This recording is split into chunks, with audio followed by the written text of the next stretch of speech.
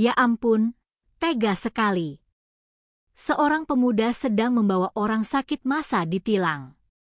Apa yang akan kamu lakukan jika kamu menjadi pemuda ini?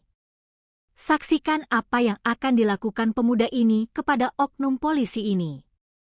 Sebelum lanjut, klik like, share, dan tulis di kolom komentar dari mana kota kalian berasal. Matahari belum sepenuhnya naik, tapi udara kota kecil itu sudah menyengat. Langit kuning pekat, asap kendaraan bercampur aroma nasi uduk dari warung pinggir jalan. Jalanan mulai ramai, angkot saling klakson, tukang ojek mangkal di pojok trotoar, anak sekolah berlarian mengejar bis kota. Dan di tengah keramaian itu, berdiri tegak seorang pria bertubuh tinggi besar, berseragam polisi lalu lintas lengkap dengan helm dan peluit di leher. Namanya Bribka Djoko Saputra. Bukan sembarang polisi biasa. Dia adalah sosok yang ditakuti, bukan karena disiplin atau ketegasannya, melainkan karena ulahnya yang seenaknya sendiri. Kamu! Turun, teriaknya pada seorang pengendara motor yang sedang parkir di tepi jalan. Pemuda itu, bernama Fajar, langsung turun dari motornya. Wajahnya pucat. Ia tahu siapa yang sedang bicara padanya. Ada apa, Pak? Tanyanya sambil membungkuk-bungkuk. Djoko menatapnya dingin, lalu mengetuk plat nomor motor Fajar yang tertutup lumpur. Plat kamu kotor. Itu sama saja tidak punya plat. Aduh, maaf, Pak. Tadi hujan. Sudah. Surat-surat, potong Djoko tanpa rasa iba. Fajar buru-buru merogoh jaketnya dan memberikan STNK serta SIM-nya. Djoko menerimanya dengan jari-jari kasar, lalu mencoret-coret buku tilang biru yang selalu dibawanya. Bayar 500.000. Ambil suratmu besok di kantor, katanya dingin. 500.000? Cuma gara-gara plat kotor, tanya Fajar tak percaya. Djoko mendekat, matanya menyipit. Apa kamu mau saya tilang 2 kali? Fajar langsung menunduk. Tidak, Pak. Saya bayar. Setelah Fajar pergi, rekan Djoko, Bribtu Rudi, berkata pelan, Pak, itu kan cuma plat kotor. Bisa dibilangin aja. Djoko menoleh dengan senyum sinis. Kalau kita kasih keringanan, mereka malah enakan. Di jalanan ini, kita yang bikin aturan. Kita juga yang eksekusi. Rudi hanya bisa diam. Dia tahu, protes hanya akan membuat hidupnya lebih susah. Di warung sebelah, seorang ibu paruh baya, Bu Siti, sedang menyiapkan pesanan untuk pelanggan. Tiba-tiba, Djoko masuk dan memesan nasi ayam goreng plus teh manis hangat. Nanti bayarnya setelah selesai, katanya santai. Bu Siti mengangguk, meski dalam hati kesal. Ini bukan pertama kalinya Djoko makan di tempatnya tanpa bayar. Beberapa pedagang lain bahkan menyebutnya makan gratis langganan. Setelah selesai makan, Djoko berdiri, membuang serbet di meja, dan berjalan keluar tanpa berkata apa-apa. Bu Siti menahan amarah. Ia tahu, jika ia protes, esok pagi Djoko akan datang lagi, dengan alasan tilang acak-acakan. Beberapa jam kemudian, di depan minimarket, Djoko melihat seorang pemuda tua, Pak Arif, sedang istirahat di bangku taman setelah bekerja sebagai tukang sapu. Di sampingnya, motornya diparkir rapi. Kamu! Motor kamu parkir sembarangan, bentak Djoko. Pak Arif terkejut. Parkir sembarangan? Saya di sini aja, Pak. Tunggu giliran kerja. Surat-surat, perintah Djoko. Pak Arif menyerahkan STNK dan SIM-nya. Djoko melihat-lihat sebentar, lalu tersenyum sinis. Ini motor milik siapa? Itu motor saya, Pak. Dibelikan anak saya waktu dia masih kerja di Jakarta. Oh ya? Anak kamu mana sekarang? Sudah meninggal, Pak. Kecelakaan di jalan tol tahun lalu. Joko diam sejenak, lalu tertawa kecil.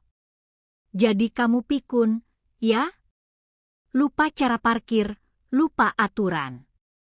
Bahkan lupa anak sendiri sudah mati. Warga yang lewat mulai menoleh. Mereka tahu, Joko sedang menikmati adegan drama kejamnya. Pak Arif menahan air mata. Tangannya gemetar. Besok ambil suratmu di kantor. Dan jangan coba-coba parkir di sini lagi, kata Joko dingin, lalu berjalan pergi. Di sudut jalan, seorang anak kecil sedang menjual koran. Ia melihat semua kejadian tadi dari kejauhan. Kenapa Pak Polisi itu jahat, Bu? Tanyanya pada ibunya. Ibunya hanya menggeleng pelan, lalu menarik tangan anaknya cepat-cepat. Jangan banyak tanya. Nanti kamu juga kena marah. Pagi itu, cuaca mendung. Udara terasa pengap, seperti janji hujan yang belum pasti kapan turunnya. Di sudut jalan raya, sebuah mobil angkot parkir di tepi trotoar, sementara sopirnya, Pak Darman, sedang memesan nasi uduk dari warung langganannya. Nasi 1, telur 1, teh manis panas, pesannya pada penjual. Saat itulah suara langkah kaki terdengar. Langkah kasual namun penuh kuasa. Sosok tinggi besar dalam seragam polisi lalu lintas muncul dari balik asap knalpot kendaraan. Bribka Joko Saputra. Kamu. Parkir sembarangan, bentaknya tanpa basa-basi. Pak Darman langsung tegak. Loh, Pak, saya cuma makan dulu, Pak. Ini kan tempat biasa buat istirahat sopir. Surat-surat, potong Joko dingin. Pak Darman menyerahkan STNK dan SIM-nya dengan tangan gemetar. Ia tahu alasan protes tidak akan berguna. Joko membuka buku tilang biru, mencoret-coret sesuatu, lalu berkata, 200.000. 200.000? Cuma gara-gara parkir sebentar. Kamu mau tambah jadi 500.000, desis Joko. Pak Darman langsung menunduk. Tidak, Pak, saya bayar. Seorang ibu muda yang lewat, Bu Lina, melihat kejadian itu. Ia tidak tahan lagi. Ia mendekat. Pak Polisi, tolong pakai hati juga. Kami semua orang kecil. Bapak ini kerja pagi-pagi hanya buat beli susu anaknya. Joko menoleh dengan tatapan dingin. Ibu siapa? Ibu warga biasa. Tapi saya lihat sudah banyak orang yang dizalimi Bapak hari ini. Apa Bapak nggak punya hati? Wajah Joko berubah. Senyum sinis mengembang. Hati? Saya polisi, bukan ustaz. Kalau kamu ngomel lagi, saya tilang juga. Bu Lina mengepalkan tangannya, tapi akhirnya hanya bisa pergi sambil menahan amarah. Beberapa jam kemudian, di depan sebuah SD, seorang ibu muda sedang menunggu anaknya pulang sekolah. Motor matiknya diparkir rapi di area parkir sekolah. Namun, saat ia hendak pulang, Joko datang lagi. Kamu. Plat nomor belakang kamu tertutup stiker ulang tahun anakmu. Itu ilegal. Ibu itu terkejut. Ini stiker dari sekolah, Pak. Anak saya baru saja ulang tahun. Surat-surat, perintah Joko. Ia menyerahkan SIM dan STNK. Joko mencatat sesuatu di buku tilang. 300.000. 300.000? Untuk stiker ulang tahun anak saya. Kalau kamu protes, saya bisa tilang 2 kali, katanya dingin. Air mata ibu itu mulai menggenang. Ia merogoh dompetnya. Isinya kosong. Saya tidak bawa uang banyak, Pak. Ini uang belanja untuk besok. Joko diam sejenak, lalu tersenyum sinis. Besok ambil suratmu. Bayar dulu. Ia berjalan pergi, meninggalkan ibu itu menangis pelan di atas motornya. Di sudut lain kota, seorang tukang ojek online bernama Rudi sedang menunggu orderan. HP di tangan, helm di pangkuan. Tiba-tiba, motor di belakangnya digedor keras. Kamu. Helm kamu tidak standar. Rudi langsung menoleh. Ini standar, Pak. Ini SNI kok. Surat-surat, potong Joko. Rudi memberikan SIM dan STNK. Joko menulis sesuatu di buku tilang. 250.000. Cuma karena helm, Pak. Kamu mau saya tilang karena knalpot juga? Awas, jangan macam-macam. Rudi menarik napas panjang. Hatinya panas.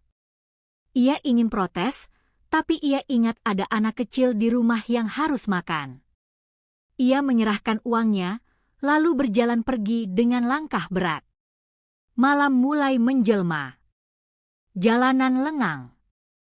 Hujan turun perlahan, menyiram debu-debu ketakutan yang telah menempel di hati warga. Di pojok jalan, seorang anak kecil sedang membantu ibunya menjual gorengan. Ia melihat Joko naik mobil patroli bersama rekan-rekannya. Kenapa Pak Polisi itu selalu marah-marah? Tanyanya. Ibunya diam sejenak, lalu menjawab pelan, karena dia pikir jabatan bisa menggantikan hati nurani. Di sebuah rumah kecil berdinding kayu, tepat di pinggiran kota, pagi itu terasa lebih sunyi dari biasanya. Burung-burung berkicau pelan, angin mengalir lembut melalui celah jendela usang. Di dalam rumah, seorang pemuda sedang menyeduh teh hangat untuk ayahnya. Namanya Andi, 23 tahun.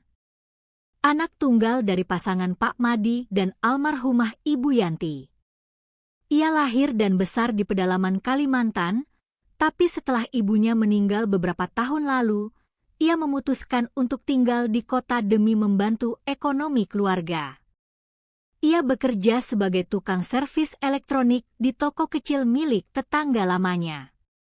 Gajinya tidak besar, tapi cukup untuk makan sehari-hari. Andi, tehnya manis banget. Suara serak Pak Madi terdengar dari dalam kamar.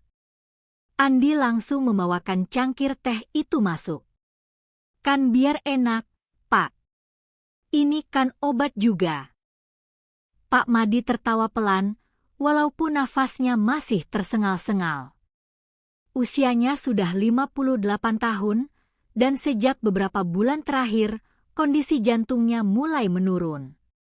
Tapi ia tetap bersikeras ingin pergi keluar, entah sekadar duduk di depan rumah atau bahkan mencoba memperbaiki motor tua mereka agar bisa dipakai Andi ke tempat kerja. Saya capek lihat kamu bolak-balik naik angkot, kata Pak Madi sambil membetulkan sandaran kursi. Nanti kalau ada uang, kita beli motor baru, jawab Andi sambil tersenyum. Pak Madi menggeleng pelan. Kamu ini anak baik, Andi. Cuma kadang, kamu terlalu sabar. Orang-orang di luar sana nggak selalu baik sama orang sabar sepertimu. Andi diam sejenak. Kalau saya balas marah-marah, apa bedanya saya sama mereka? Pak Madi menepuk bahu anaknya. Tapi kadang, anakku, ada saatnya kita harus berdiri tegak. Bukan karena dendam, tapi karena harga diri. Malam harinya, Andi sedang duduk di depan rumah, merokok sambil menatap langit. Suara TV dari tetangga terdengar samar. Ia ingat masa kecilnya di desa, hutan yang lebat, sungai yang jernih, dan doa-doa nenek moyang yang selalu terngiang di telinga. Orang Dayak diajarkan untuk kuat, untuk hormat pada alam dan sesama, gumamnya. Tapi hidup di kota tak semudah ajaran itu. Di sini, harga diri bukan hanya tentang keberanian fisik, tapi juga ketahanan mental. HP-nya berdering. Sebuah pesan masuk dari tetangga. Anakku, hati-hati kalau lewat jalan raya besok. Ada polisi galak lagi patroli. Tadi siang, dia tilang ojek yang cuma parkir sebentar. Andi membaca pesan itu tanpa ekspresi. Ia tahu maksud tetangganya baik, tapi baginya, polisi seharusnya melindungi, bukan menakuti. Keesokan paginya, cuaca mendung. Hujan gerimis turun perlahan. Andi bangun lebih awal dari biasanya. Ia harus pergi ke pasar dulu sebelum berangkat kerja, beli obat untuk ayahnya. Saat pulang, ia melihat Pak Madi sedang memperbaiki mesin motor tua mereka. "Pak, biar saya saja," kata Andi. "Kamu kerja, saya istirahat." "Saya nggak sakit parah kok," jawab Pak Madi. Andi menarik napas panjang. "Tapi kemarin malam kamu susah napas lagi, ya?" "Saya dengar dari tetangga." Pak Madi tersenyum getir. "Kamu ini anakku, tapi kayak dokter aja." Andi duduk di sebelah ayahnya. "Besok, saya antar kamu ke puskesmas. Dokter bilang harus rutin cek jantung." "Ngapain ribet? Uang banyak mana?" "Saya tanggung jawab." "Janji." Pukul 7.30 pagi. Udara masih lembab setelah hujan semalaman. Di dalam rumah kecil mereka, Andi sedang membantu Pak Madi memakai jaket. "Kamu yakin kuat naik motor?" tanya Andi sambil mengencangkan helm ayahnya. Pak Madi menghela napas. "Aku nggak sakit keras, Andi. Aku cuma capek aja." "Tapi kamu kemarin malam susah napas lagi. Saya dengar kamu batuk-batuk di kamar." Pak Madi tersenyum getir. "Kamu ini kayak ibumu aja kalau sudah khawatir." Andi tidak menjawab. Ia hanya mengantarkan ayahnya ke motor, lalu menyalakan mesin. "Siap?" tanyanya. Pak Madi mengangguk pelan. "Siap." Motor melaju pelan tapi pasti menyusuri jalanan kota. Suara klakson terdengar sesekali. Asap kendaraan bercampur aroma kopi dari warung pinggir jalan. Langit mendung, seperti mencerminkan perasaan Andi yang gelisah. Setelah melewati 2 lampu merah, motor mereka melintas di depan pos polisi. Dan di sanalah ia melihat sosok itu. Bribka Joko Saputra. Ia sedang berdiri dengan tangan di pinggang, menegur pengendara motor lain. Tatapan dingin, suara keras, sorot mata penuh dominasi. Andi mengalihkan pandangan. Ia tidak ingin masalah. Ia hanya ingin sampai di puskesmas secepat mungkin. Namun, entah bagaimana, nasib berkata lain. Beberapa ratus meter dari pos polisi, Joko tiba-tiba melihat motor Andi. Matanya menyipit. Tangannya terangkat. "Berhenti!" teriaknya. Andi terkejut. Motor melambat. Ia menepi perlahan, hati mulai panas. Joko mendekat dengan langkah kasar. "Surat-surat." Andi menatapnya tanpa senyum. "Ada apa, Pak?" "Plat nomor kamu tidak lengkap.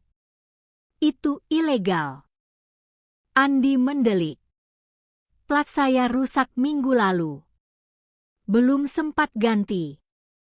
Sempat atau enggak, itu tetap melanggar aturan. Joko mengetukkan jari di buku tilang birunya. SIM dan STNK. Andi menyerahkan surat-surat itu dengan geram. Ia bisa merasakan Pak Madi yang mulai gelisah di belakang. "Pak Polisi," kata Pak Madi pelan, "kami sedang buru-buru. Saya mau ke puskesmas." Joko menoleh, matanya dingin. Sakit? Banyak orang sakit, tapi aturan tetap harus ditegakkan. Andi mulai kesal. "Pak, tolong kami. Ayah saya kondisinya tidak stabil. Saya janji besok saya datang ke kantor polisi untuk bayar tilang." Joko tertawa kecil.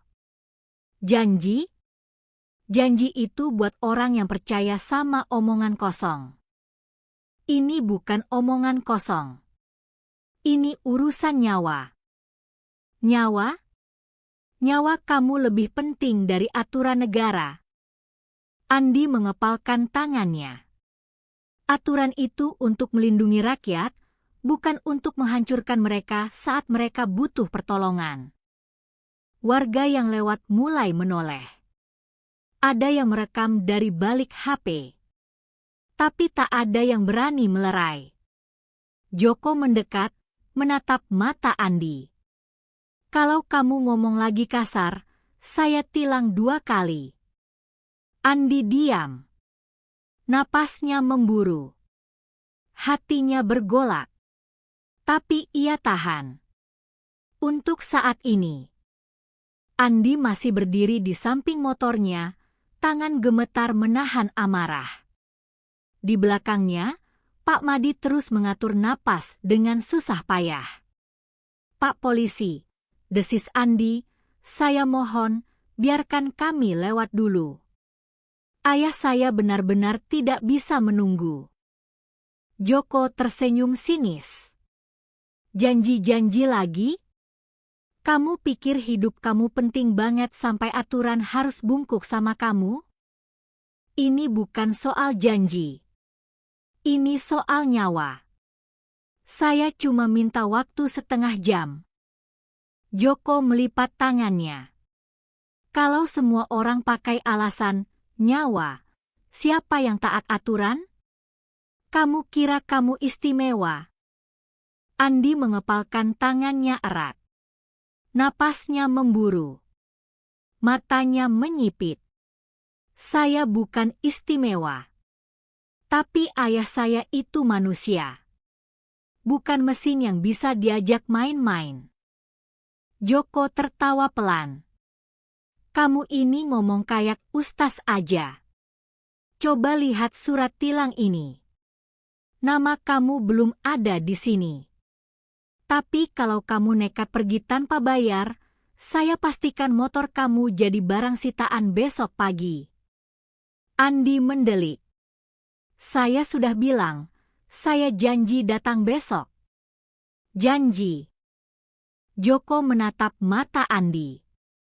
"Janji itu cuma angin lalu bagi orang kaya kamu." Andi menahan napas panjang. Ia ingin sekali menampar wajah sombong itu. Tapi ia tahan. Untuk saat ini. Ia menoleh ke belakang. Wajah Pak Madi semakin pucat. Dadanya naik turun cepat. Tangannya gemetar. "Pak, sabar ya," bisik Andi. Lalu ia menatap Joko lagi. "Baik. Saya ikuti prosedur. Saya bayar tilang. Tapi tolong, izinkan saya antar ayah saya dulu ke puskesmas. Setelah itu, saya langsung balik ke sini." Joko diam sejenak.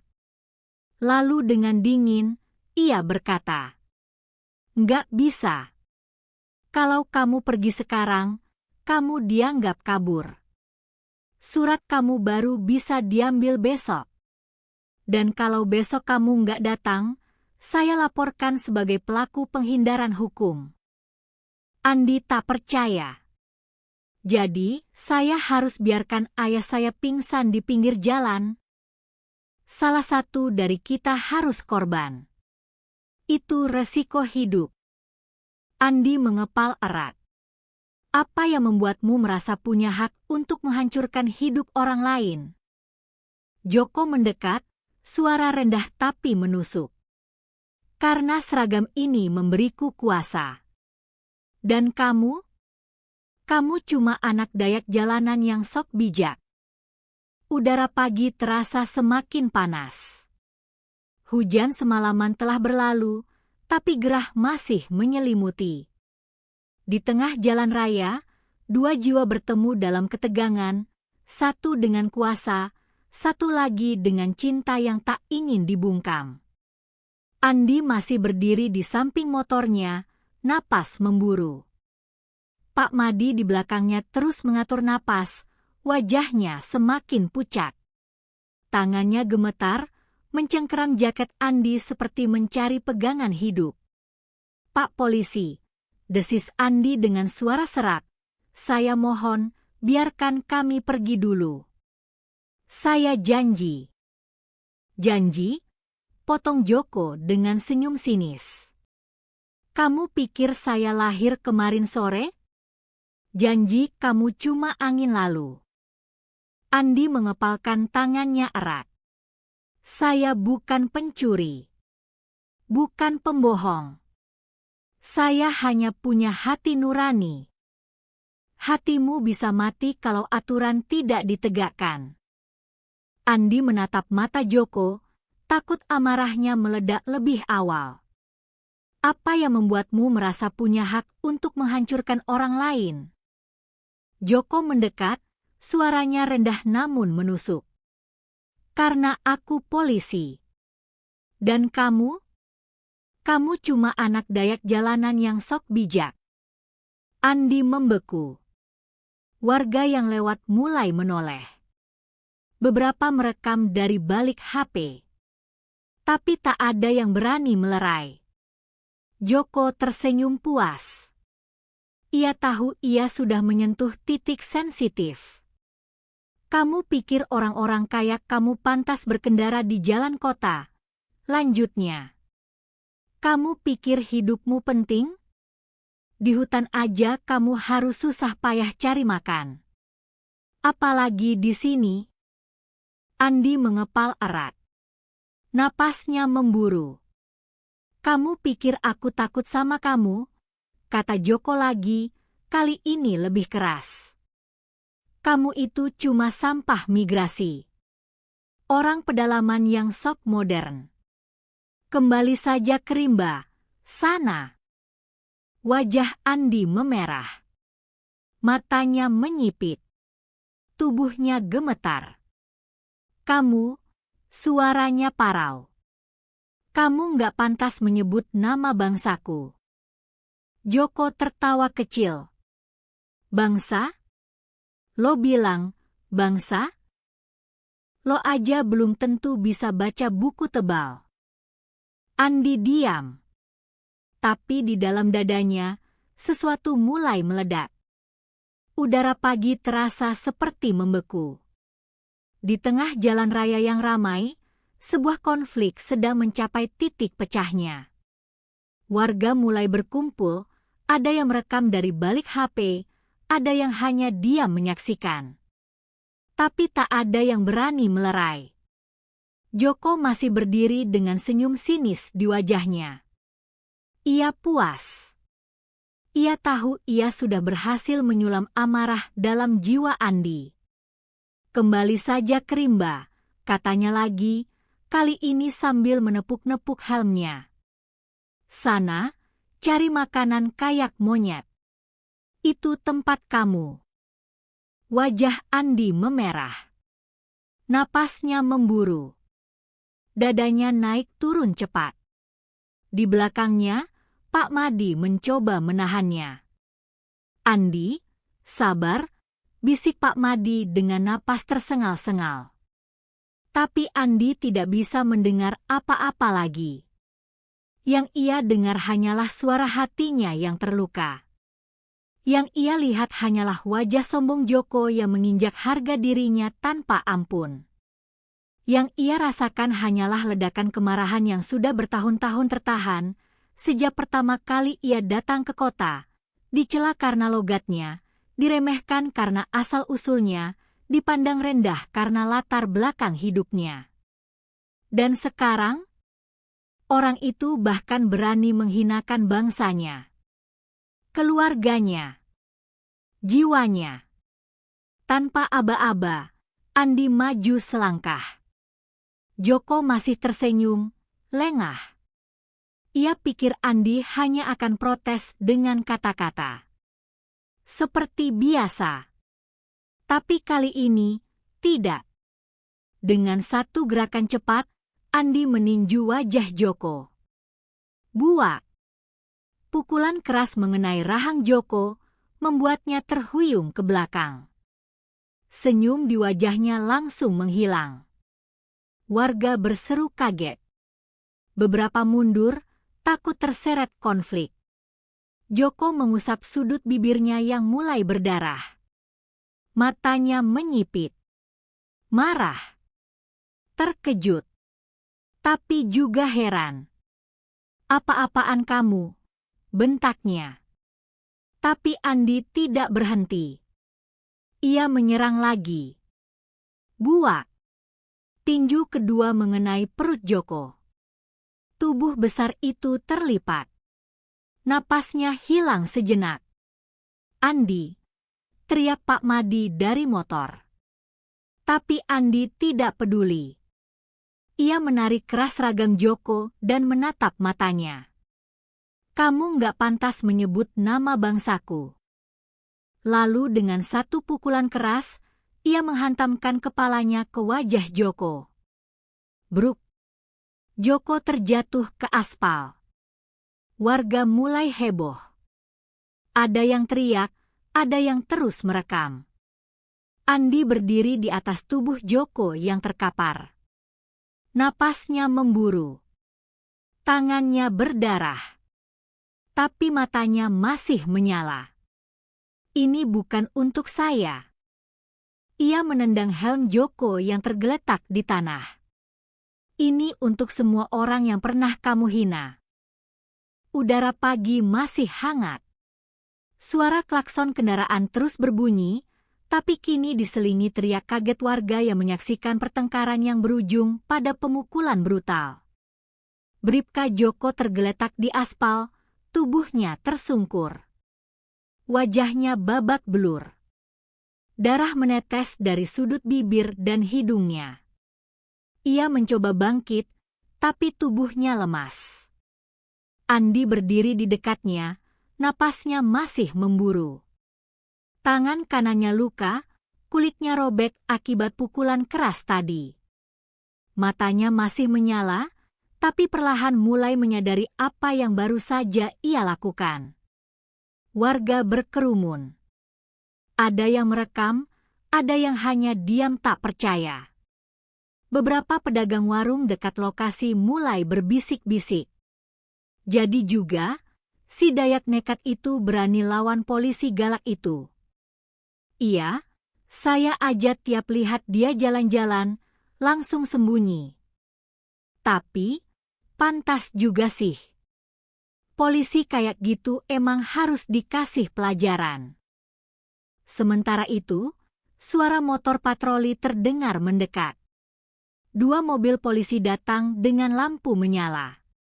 Di dalam salah satunya, keluar seorang pria bertubuh sedang, berwajah tenang namun tegas. Itu Kompol Suryadi, Kapolsek setempat. Ia turun dari mobil, memandang situasi dengan tatapan serius. Bribtu Rudi, rekan Joko, langsung menghampiri. Pak, ini Andi, dia yang memukul Bribka Joko. Kompol Suryadi mengangguk pelan, lalu melangkah mendekati Joko yang masih terbaring. Ia melihat wajah rekannya yang babak belur, lalu beralih ke Andi yang berdiri dengan sikap tidak menyerah. Andi? Tanyanya tenang. Andi mengangguk. Ya, Saya. Kamu bisa ikut saya ke kantor? Kami butuh klarifikasi. Andi menoleh ke arah Pak Madi yang masih duduk di motor. Napasnya tersengal-sengal. Saya minta izin dulu antar ayah saya ke puskesmas, katanya tanpa nada permohonan. Setelah itu, saya akan datang sendiri. Kompol Suryadi diam sejenak, lalu melirik ke Pak Madi. Ia melihat kondisi pria tua itu, lalu mengangguk. Baik. Tapi janji kamu harus ditepati.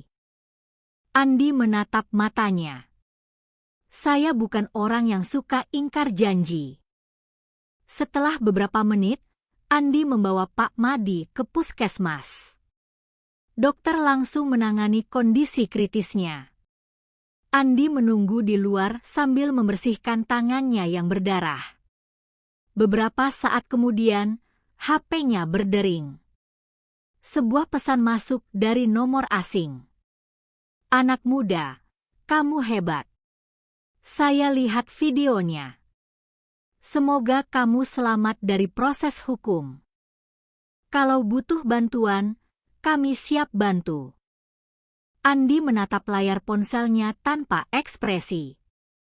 Lalu, satu demi satu video tentang dirinya mulai viral di media sosial. Netizen mulai bereaksi. Ayo dukung Andi. Dia cuma membela harga diri. Polisi arogan seperti Joko emang harus diturunkan pamornya. Dia bukan penjahat, dia pahlawan bagi rakyat kecil.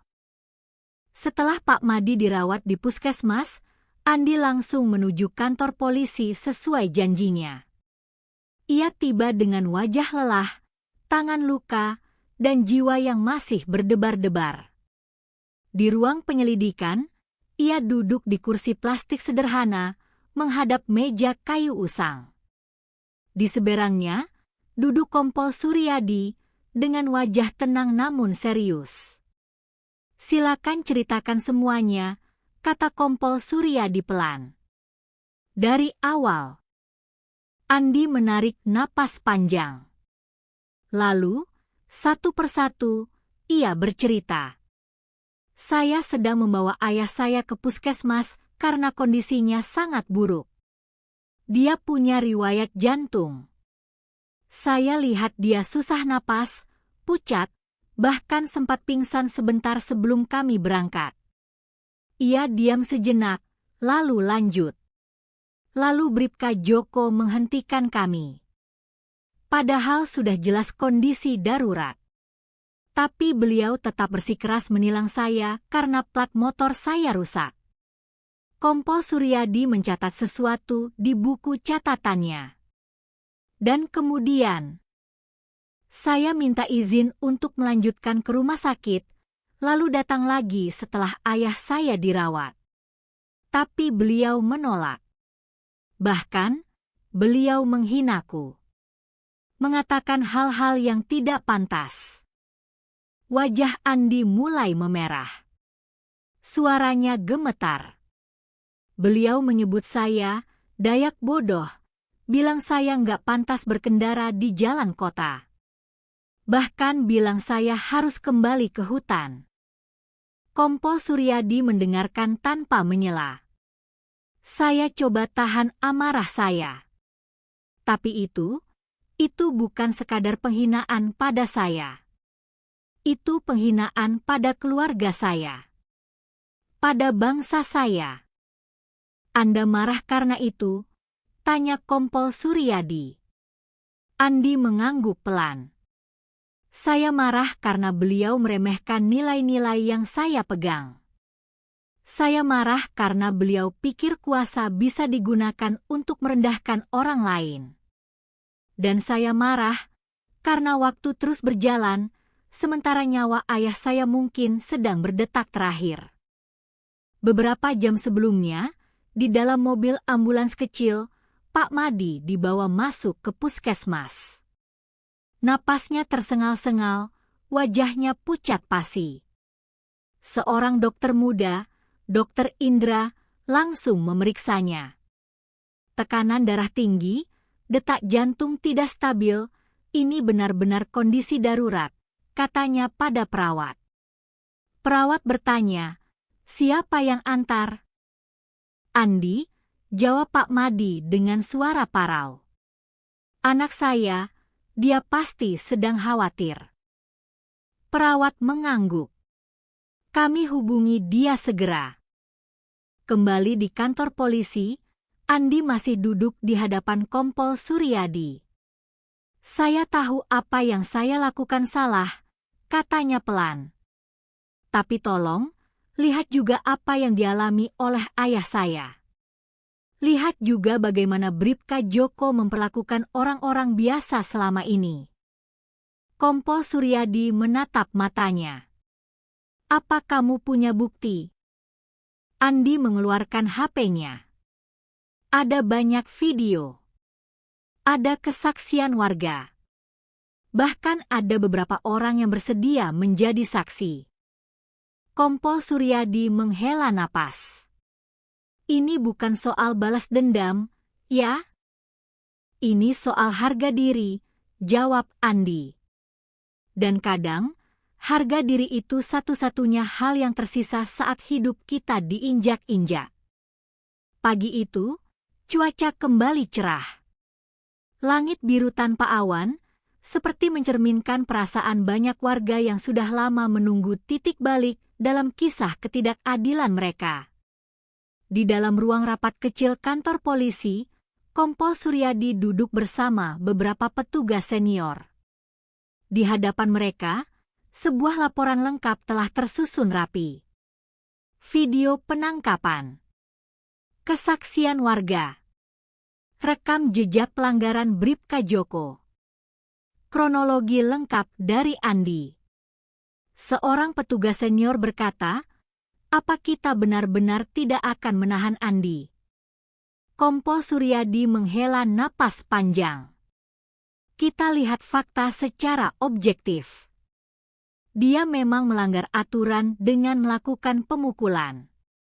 Tapi alasan emosinya sangat kuat. Dan kita juga harus akui, selama ini Bribka Joko memang sering menyalahgunakan wewenang. Ia menatap rekan-rekannya satu persatu. Jika kita menetapkan Andi sebagai pelaku kriminal, kita sama saja dengan membungkam suara hati masyarakat. Beberapa jam kemudian, Andi dipanggil masuk. Ia memasuki ruangan dengan langkah tenang, wajahnya datar, tapi jantungnya masih berdebar keras. Kompol Suryadi menatapnya, lalu berkata, Andi, kamu telah mengakui tindakanmu. Kami juga telah mendengarkan kesaksianmu dan semua bukti yang kamu sampaikan. Ia berhenti sejenak. Dengan pertimbangan bahwa tindakanmu dilakukan dalam kondisi darurat dan dalam tekanan emosi yang tinggi, kami memutuskan untuk hanya memberimu teguran tertulis. Andi menahan napas. Selain itu, kamu diminta membuat surat permohonan maaf kepada Bribka Joko. Andi mengangguk pelan. Saya siap bertanggung jawab atas tindakan saya, katanya dengan suara mantap. Tapi saya juga harap ada evaluasi besar terhadap cara kerja rekan-rekan Bapak yang menggunakan kuasa untuk menekan rakyat kecil. Kompol Suryadi diam sejenak, lalu mengangguk. Kami akan bicarakan itu. Beberapa hari setelahnya, Bribka Joko dipindahkan ke pos lain, jauh dari wilayah yang pernah ia takuti. Ia juga diproses internal karena berbagai pelanggaran disiplin yang terbongkar pasca viralnya video tersebut. Warga menyambut baik keputusan itu. Di media sosial, netizen ramai memuji tindakan Andi. Dia bukan penjahat. Dia pahlawan bagi rakyat kecil. Semoga kasus ini menjadi awal perubahan. Harga diri itu penting. Dan kadang, kita harus berani berdiri untuk membela diri. Malam harinya, Andi duduk di depan rumahnya, menemani ayahnya yang sudah mulai pulih. Pak Madi menepuk bahunya. Kamu hebat, Nak. Kamu tunjukkan kalau harga diri itu nggak boleh diinjak-injak. Andi tersenyum tipis. Saya cuma ingin dunia tahu, orang kecil juga punya hati. Pak Madi mengangguk. Dan kamu tunjukkan itu dengan cara yang berani.